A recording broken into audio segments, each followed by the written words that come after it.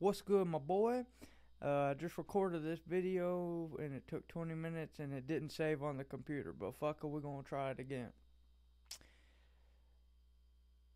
I remember a while back, I saw some neuroscientist type people all online. It was like this big thing where they had made a discovery that basically our reality as we see it is just a projection from our brain.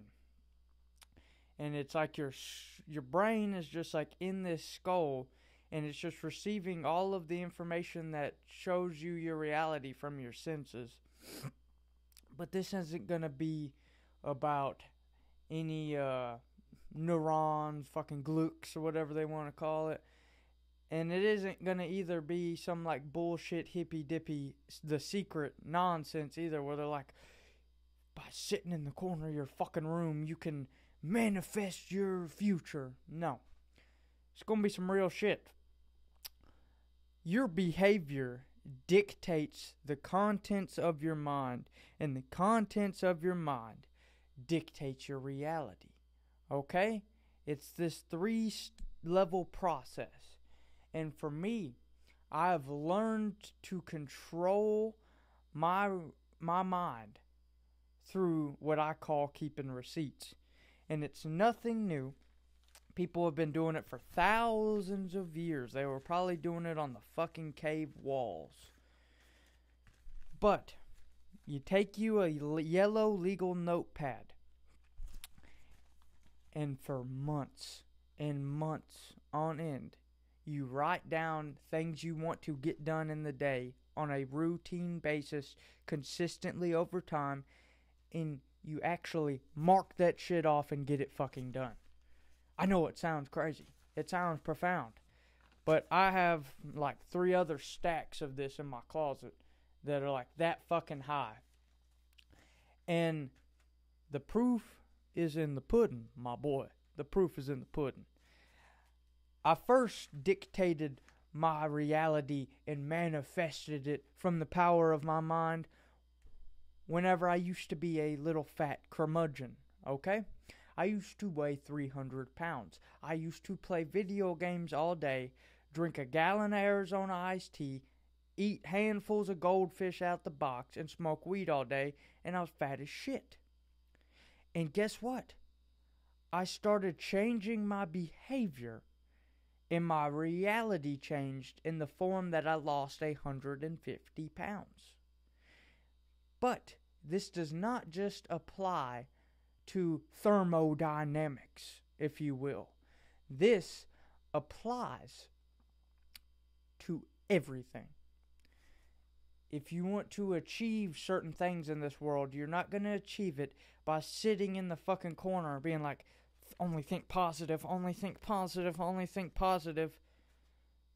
You're going to achieve it by putting fucking work in and being disciplined. We all know this. But I do not believe, as complex as our brains are, I do not believe we have the mental fortitude solely only from the mind to do this. We need structure. So for me, I started off small back 6 months ago. I'd write maybe 3 or 4 things down on these and get them crossed off.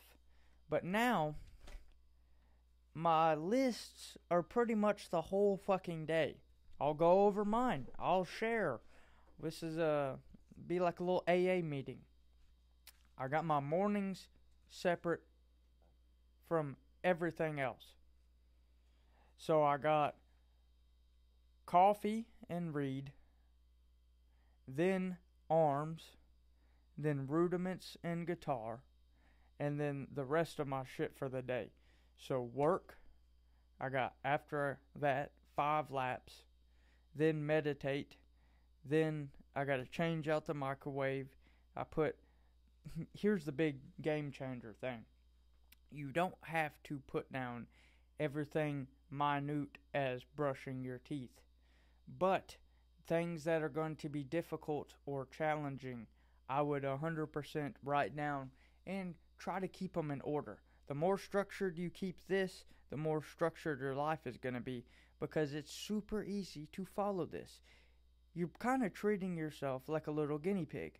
If you've ever worked like a popcorn bullshit job that doesn't, it's kind of like a fast food type shit, something like that, they'll give you these like fucking tasks lists to complete, like you're an idiot. But guess what? Like the idiot you are during these jobs, this shit gets done. Okay? It gets done because you're not just like floating. Whenever you don't have any structure and you lack the structure, you just kind of float around and figure things out. And some would say you're going with the flow.